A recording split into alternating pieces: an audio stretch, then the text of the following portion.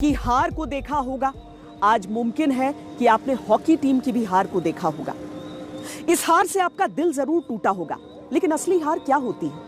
असली हार को समझना है तो 9 साल की उस बच्ची के परिवार के दर्द को समझना होगा, उस मां की हार को समझना होगा जो सिस्टम से, व्यवस्था से हार गई, जिसकी बच्ची के साथ दरिंदगी की गई, बर्बरता की गई। उस बच्ची का इंसाफ कैसे होगा? क्या एक तरफ महिलाएं जो लगातार पदक ला रही हैं, मेडल पर मेडल जीत रही हैं ओलंपिक में, उनका सम्मान कर देने भर से हम अपनी उस जिम्मेदारी से मुंह मोड़ सकते हैं?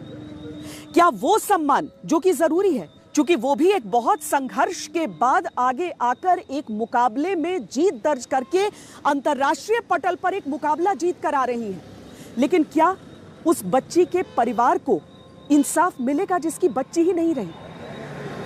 इसे हार मत मानिए। देश की बेटियों के इस प्रदर्शन को सोने या चांदी के तराजू में मत तोलिए।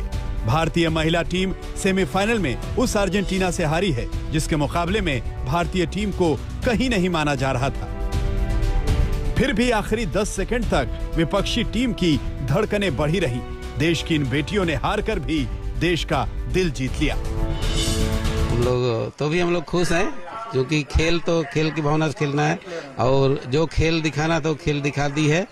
अब हम लोग सेकेंड मैच और है ब्रॉन्ज मेडल के लिए हम लोग उम्मीद करते हैं कि हम लोग उस मैच में मेरी लड़कियां अच्छा करेगी, भारत की लड़कियां, और हम लोग ब्रॉन्ज मेडल लेंगे। ये तो बात है, 2 प्लेयर ने खेलना है, एक ने तो हारना है, एक ने जितने जिस तरीके से हमारी लड़कियां ने खेला है, हमें गर्व है, हमें मान है, महसूस होता है। We are proud of India, we are proud of our girls.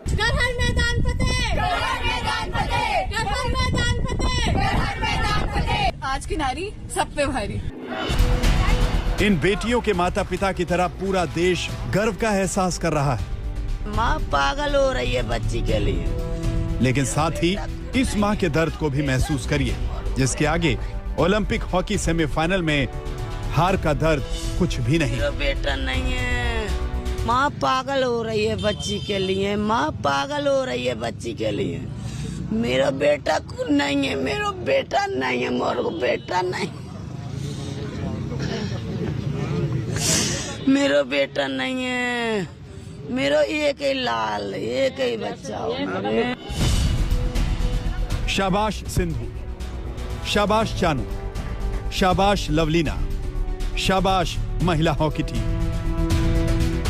ये वो बेटियां हैं जिनका जितना सम्मान किया जाए कम है, लेकिन ये जिस देश की बेटियां हैं, उस देश की राजधानी में एक परिवार सड़क पर बैठा है जिसकी 9 साल की बच्ची से रेप के बाद हत्या कर दी गई।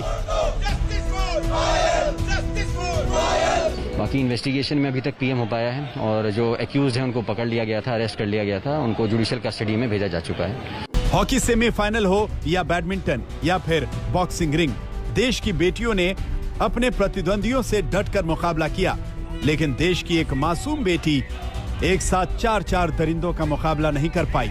सियासत की बेशर्मी देखिए कि इस घटना पर सियासत में शर्तें लगाई जा रही। Sad story. A 9-year-old girl, yes, she was a Dalit who has been gang raped. Shouldn't the Home Minister of India come here and answer the questions? What is wrong with you? We are opposition. What will we do? We will just sit there and say we will discuss. You come here, come tomorrow at Parliament. ये हमारे देश की सियासत का चेहरा है, जहां Olympic में अपने दम पर देश के लिए मेडल लाने वाली बेटियों को सम्मानित करने में भी सियासत चमकाई जाती है। और जब देश की बेटियों के साथ दरिंदगी की हदें पार होती हैं, तो सियासत की शतरंज खेली जाती है। सत्ता और विपक्ष के बीच शह और मात की चालें चली जाती हैं।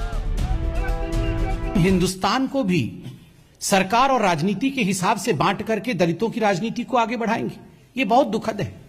बंधुगण, मैं कुछ आंकड़े आपके सामने रखने वाला हूं, उसके बाद कुछ सवाल राहुल गांधी जी से भी करूंगा। राजस्थान पे आते हैं। कांग्रेस शासित राज्य है राजस्थान। एनसीआरबी के रिकॉर्ड के हिसाब से, जो डाटा एनसीआरबी देती है उसके हिसाब से राजस्थान देश का पहला स्थान है, शीर्ष पर है जहां तक बलात्कार का संबंध है। पिछले 6 महीनों में बलात्कार के आंकड़ों में 30% वृद्धि हुई है राजस्थान में। साल 2020 में 13,750 केस दुष्कर्म अर्थात बलात्कार के राजस्थान में हुए। गर्व होता है हम उस देश के वासी हैं जहां की बेटियां ओलंपिक में नाम कमा रही हैं। लेकिन शर्म भी तो आती है ना कि हम उस देश के वासी हैं जहां बेटियों के साथ दरिंदगी की हदें पार हो जाती हैं और सिस्टम देखता रह जाता है। तो गर्व जरूर करिए कि देश की बेटियां ओलंपिक में मेडल ला रही हैं, लेकिन याद रखिए कि उसी देश की एक बेटी और भी थी जो कि देश के लिए मेडल ला सकती थी, वो भी देश का नाम दुनिया में चमका सकती थी। लेकिन अफसोस, अब उसकी हत्या पर सियासत चमकाई जा रही है। दिल्ली से अरविंद ओझा के साथ आज तक ब्यूरो।